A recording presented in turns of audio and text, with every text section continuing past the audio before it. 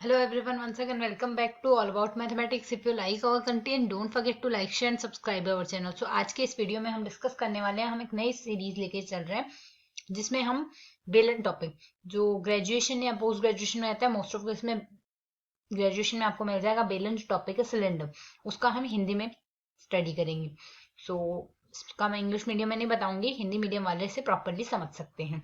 सो सबसे पहले सिलेंडर होता क्या है? बेलन। बेलन की अगर डेफिनेशन की बात करें तो बेलन हमारे पास एक ऐसी संरचना होती है जो एक सरल रेखा द्वारा जनित होती है। तो सरल रेखा लाइक आप स्ट्रेट लाइन से जनित होगी। एक स्ट्रेट लाइन हमारे पास ये होगी जो किसी दूसरे स्ट्रेट लाइन के पैरेलल होगी, समांतर हम लेंगे। और एक पृष्ठ होगा जिससे यह सरल रेखा होकर जाएगी। पृष्ठ की आकृति वृत्ताकार हो, कोई जरूरी नहीं, आकृति कैसी भी हो सकती है। तो बेलन एक ऐसा पृष्ठ है जो किसी एक सरल रेखा द्वारा जनित होगा, जो एक निश्चित सरल रेखा के समांतर होगी तथा एक वक्र को प्रतिच्छेद करके गुजरेगी। यह हमारे पास वक्र है जिसको प्रतिच्छेद होकर यह सरल रेखा गुजरेगी। तो यहां से हमने तीन चीजें काम में ली है। तो जो सरल रेखा होगी वो तो कहलाएगी ये हमारी जनक रेखा, जनरेटिंग लाइन। ये तो है हमारी जनरेटिंग लाइन। और यहाँ से जिसके समांतर यह ली गई है वह निश्चित सरल रेखा, एक जो चर सरल रेखा हमने ली है बेलन की, है तो जनक रेखा हो गई। और निश्चित सरल रेखा जिसके हमने समांतर ली है वह कहलाएगी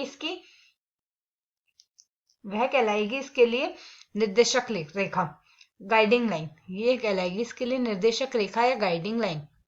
यह होगी इसकी निर्देशक रेखा। और यदि हम यहाँ से देखें, यह जो वक्र है जिसको ये प्रतिच्छेद करती है, यह जो वक्र है यह कहलाता है निर्देशक वक्र। तो ये तो रही हमारे पास इसकी बेसिक डेफिनेशन कि सिलेंडर या बेलन आखिर होता क्या है। अब हम लिखेंगे इक्वेशन ऑफ सिलेंडर। तो यहाँ से हम बेलन के लिए समीकरण ज्ञात करेंगे, इक्वेशन फाइंड आउट करेंगे, जिसके लिए हम जनक सरल रेखा जो हम लेंगे यहाँ से जनक रेखा, वह यहाँ से होगी हमारे पास x बट्टे एल है, बराबर में y बट्टे में m है, बराबर में z बट्टे में n। यह है तो हम इसके जनक सरल रेखा जो ले रहे हैं इस रेखा के समांतर है, रेखा के समांतर है यह ले रहे हैं। तो हमें, और शांकव यदि लें तो शांकव हमें लेना है यहाँ से जिसको ये प्रतिच्छेद कर रही है।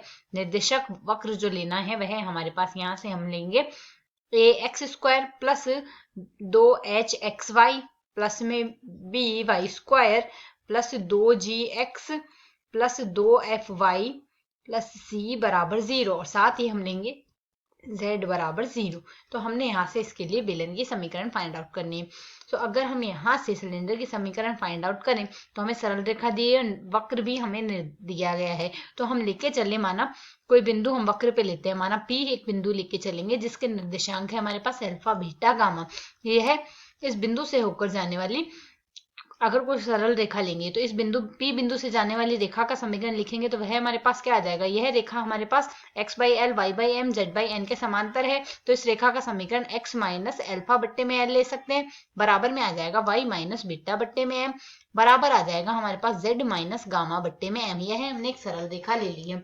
जो हमने यह रेखा है किसके समीकरण, यह है हमारे पास जनक रेखा के समीकरण, क्योंकि प्रश्न के अनुसार हमें यही लेना है। हमें जो जनक रेखा दी गई इस रेखा के समांतर दी गई है।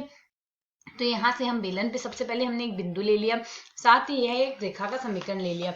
अब यदि इसे हम सरल करें तो यहाँ से हमारे पास हम क्या लेंगे, z बराबर 0 लेंगे। अब z बराबर 0 से यदि ये रेखा होकर जाएगी तो रेखा का समीकरण हमारे पास क्या हो जाएगा, x माइनस एल्फा बट्टे में एल आ गया, बराबर y माइनस बीटा बट्टे में m आ जाएगा, बराबर में z के स्थान पर 0 रख देंगे, माइनस गामा बट्टे में हमारे पास यहाँ से n आ जाएगा। यह हमारे पास मान आ गए हैं। अब यदि हम यहाँ से देखें तो यदि अब हम यहाँ से देखें, हमें यहाँ से अगर किसी प्रतिच्छेदन बिंदु के निर्देशांक लेने हैं तो प्रतिच्छेदन बिंदु के निर्देशांक हमारे पास यहाँ से क्या आ जाएंगे, इसे हम इन दोनों पदों से यदि हम सरल करें तो हमारे पास निर्देशांक क्या आ जाएंगे, z बराबर 0 तो आ गया, x और y के कोऑर्डिनेट्स और फाइंड आउट करने हैं। तो इसे सिंप्लीफाई करने के लिए हम x माइनस एल्फा बट्टे एल को इक्वल रख देते हैं माइनस ऑफ गामा बट्टे एन के। ठीक इसी तरीके से y minus gamma upon N को इक्वल रख रहे हैं y माइनस बीटा बट्टे में m की। तो अगर यहाँ से हम सरल करें तो x बराबर हमारे पास क्या आ जाएगा, वज्र गुणा हो जाएगा, साथ ही अल्फा का पक्षांतरण हो जाएगा। तो मान आ जाएगा अल्फा प्लस, यहाँ से अल्फा माइनस आएगा, अल्फा माइनस एल गामा आ जाएगा, बट्टे में एन आ गया। ठीक इसी तरीके से यहाँ से भी अगर सरल करें तो y बराबर क्या आएगा, पहले तो हम यहाँ से इसको पक्षांतरित कर वज्र गुणा कर देंगे, साथ ही पक्षांतरण करेंगे तो मान आ जाएगा बीटा माइनस गामा एम बट्टे में आ जाएगा हमारे पास यहाँ से एन। यह मान आ गया। तो यदि हम प्रतिच्छेदन बिंदु देखें, प्रतिच्छेदन बिंदु के निर्देशांक हमारे पास क्या लिखे जा सकते हैं, यह हमारे पास यहाँ से लिखे जाएंगे alpha minus l gamma upon n और beta minus m gamma upon n और z के निर्देशांक है 0। अब यहाँ से यह जो बिंदु है जो हमने शांकव लिया है उसके समीकरण को संतुष्ट करेगा।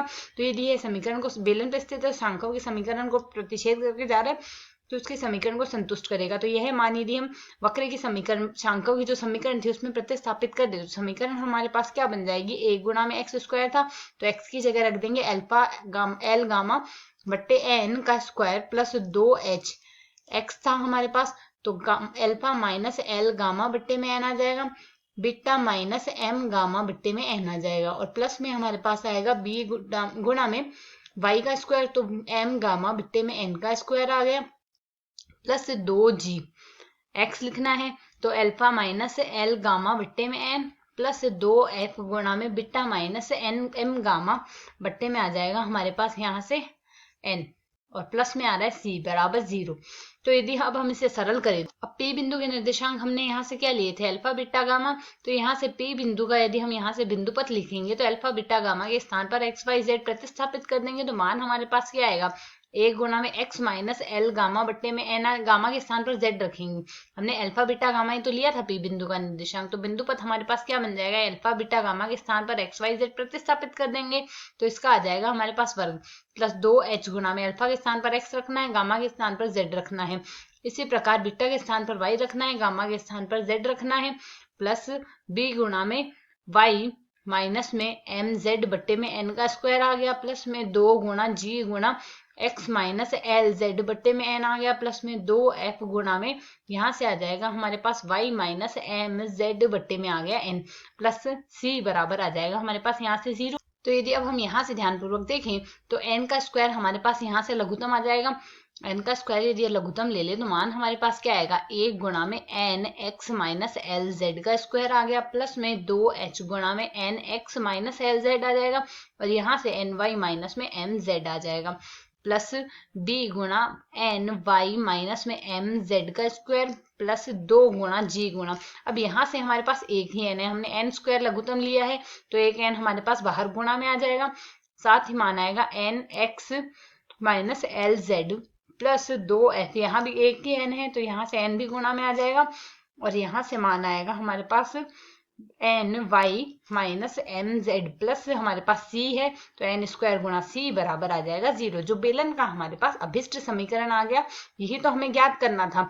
अब यदि हम यहाँ से एक स्थिति ले लेते हैं, इसमें यदि हम यहाँ से स्थिति लेके चले, यदि हमारे पास L बराबर ZX के समांतर ले ले, यदि बेलन ZX के समांतर, यदि यही बेलन हमारे पास ZX के समांतर होगा उस स्थिति में हमारे पास मान क्या आएगा, L बराबर M बराबर तो हम 0 लेंगे और N बराबर हमारे पास 1 आ जाएगा, ZX के समांतर होगा तो बेलन का समीकरण क्या हो गया, n के स्थान पर 1 रखेंगे, l और m के स्थान पर 0 रखेंगे तो मान हमारे पास क्या आ जाएगा, यहाँ से हमारे पास n का गुणांक, n का मान 1 है तो x का गुणांक 1 आ गया, ax स्क्वायर आ गया प्लस 2h, यहाँ से n का मान ही तो 1 लेना, l और m का मान 0 लेना है तो 2hx आ गया और साथ ही यहाँ से भी हमारे पास 2hxy आ जाएगा, यहाँ से y भी तो आएगा यहाँ से, प्लस हमारे पास इसी प्रकार यहाँ से आ जाएगा by का स्क्वायर और यहाँ से हमारे पास 2gx आ जाएगा प्लस में इसी प्रकार 2fy आ जाएगा प्लस c बराबर 0।